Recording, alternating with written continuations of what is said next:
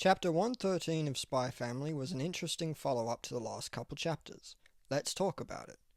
We pick up where we left off, with Damien not knowing how to deal with the attention Anya is getting from two other boys.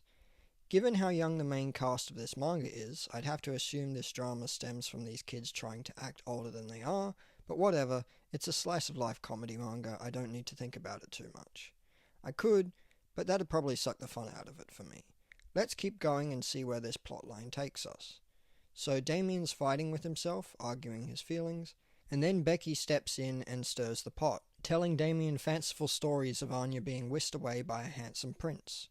Damien then gets fully inside his own head, imagining himself as a brave RPG hero fighting a bunch of formless buzzing worries. The worries all combine into a giant insect-like monster.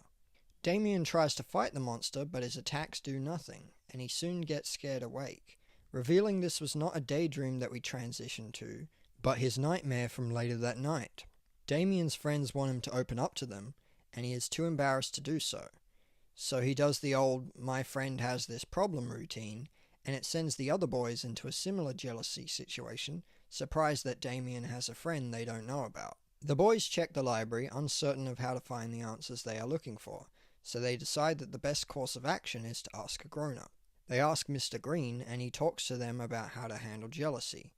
Of course, most of his advice goes over their heads because of how young they are, including one particular phrase that we'll get back to. He talks about imagining your feelings as a cartoon character and approaching it in a friendly and thoughtful way. They first deal with their own feelings before telling Damien what they have learned. During the explanation, they explain the paradigm shift as a paradise fist, and it gets Damien thinking. That night, Damien's dream involves him using the paradise fist to shake the monster's hand and make peace with it. The next day at school, Damien goes to school wearing a homemade cardboard glove. Becky thinks it's uncool, but Anya is instantly sold on it, wanting to know everything about it. Mr. Henderson comes by and tells Damien to remove the accessory or get a tinnitus bolt.